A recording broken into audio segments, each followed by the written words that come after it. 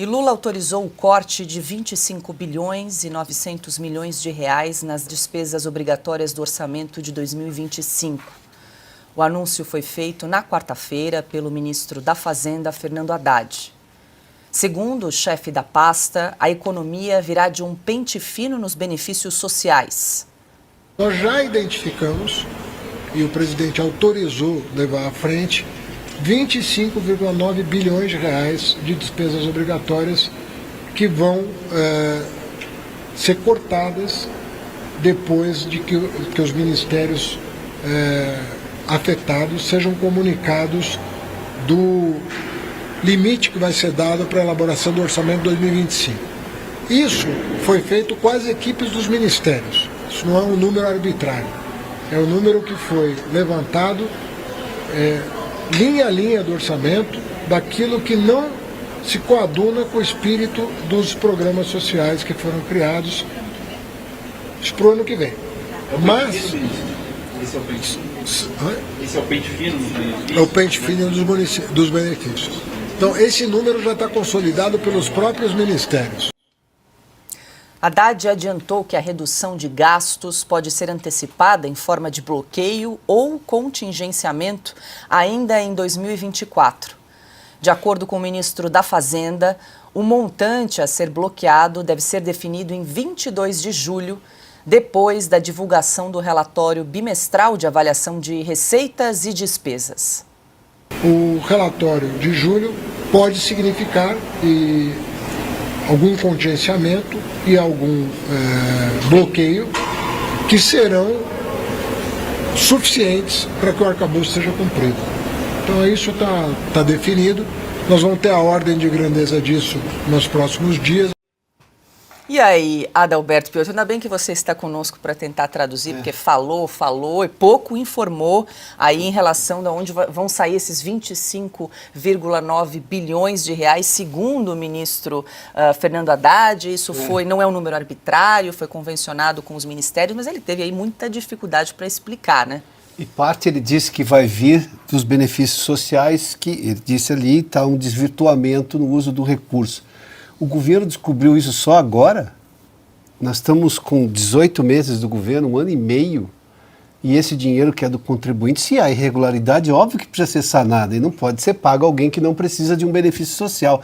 Mas o governo ficou inerte em relação a isso a todo momento, e com o presidente da República dizendo todas as bobagens que disse nesses últimos tempos.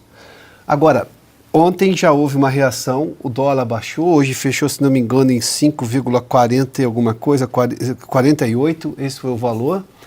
Vamos só lembrar da frase do Lula, dizendo que não era o que ele dizia que fazia subir o mercado, foi só ele parar de falar, ou seja, calar-se diante de todas as bobagens que dizia e anunciar que o governo gasta demais e precisa gastar menos, aí o dólar começou a baixar. O presidente achava que a culpa não era dele. Agora ele vai dizer que não, agora nós tomamos medidas e por isso que o dólar baixou. Bom, tudo é consequência do governo. Um governo muito ruim, perdulário, gastador, sem nenhuma noção clara do que realmente pretende fazer. O Haddad diz aí, o ministro da Fazenda, dizendo, vamos seguir o arcabouço. Este arcabouço já foi furado pelo próprio governo. O governo está correndo atrás do próprio rabo, porque ele criou o não seguimento do arcabouço. Quando mexeu nas metas, por exemplo, de gastos menores, ou superávit, ou déficit menor. Este é o fato, é ponto. Ponto pacífico, todo mundo entende. O movimento que se teve recentemente foi justamente de um governo que não estava cumprindo o próprio arcabouço fiscal, que você sabe, substituiu a lei do teto, ou seja, a lei do teto de gastos.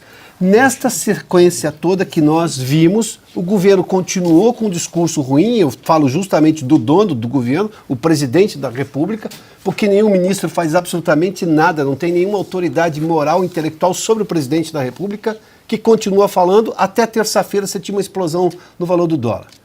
Aconteceu na quarta, ele ficou quieto ontem, ficou quieto hoje, veio esse anúncio desse corte, que, de novo, o ministro não disse claramente de onde vai vir. E outra, tem um adágio popular que diz lobo velho perde o pelo, mas não perde o vício. É preciso realmente ver o que vai acontecer, porque em outros momentos o presidente Lula já chegou a dizer que também não, vamos seguir o arcabouço, temos preocupação com responsabilidade fiscal e depois voltou a reclamar do Banco Central e dizer que isso não é gasto, isso é investimento. Na hora da conta, tudo é dinheiro que sai ou dinheiro que entra. Isso é uma coisa básica em contabilidade, que o presidente ignora por conveniência. Enfim, é um gesto, é só... O mercado financeiro não é assim aquele sujeito lá que fuma charuto e está de fraco, bobagem, tá? São pequenos investidores também, o conjunto de pequenos investidores, todos os investidores. Estava tão carente de alguma sinalização, por mais fraca que fosse, mas que fosse positiva, num sentido certo, que está comemorando isso, mas é só um momento. Augusto, vamos aguardar aí, porque segundo o Fernando Haddad, ele vai definir aí esse corte até o próximo dia 22 de julho. O que me tranquiliza são os acenos, né? Sim, senhor, os movimentos verticais da cabeça da Simone Tebet e do Alexandre Padilha. Duas autoridades do assunto, ele vai falando, o Haddad, que não entende nada de economia, e ele diz assim, então... Tudo bem. 20, isso aí, ó, essa quantia, ou é igual ou ligeiramente superior ao que o ministro Dias Toffoli, que é um servidor do governo Lula designado para missões do Supremo, devolveu aos ladrões do Petrolão. Parceiros não, subordinados ao chefe da quadrilha, que é o Lula, que não devolve esse dinheiro aí para os benefícios sociais, em vez de cortar. Agora é o seguinte, né, para desenhar. O Lula primeiro gasta, e aí depois faz uma exigência de realmente um estadista, né? Olha aqui o Haddad, que ele descobriu que não é ministro da Defesa, está fazendo. Haddad, agora você precisa arrumar dinheiro para isso. É a mesma coisa que um chefe de família gastar e depois reunir ali a mulher, os filhos, falam, olha que eu gastei, agora vocês dão um jeito aí, procure os tios, avós, né, primos e arrumem esse dinheiro.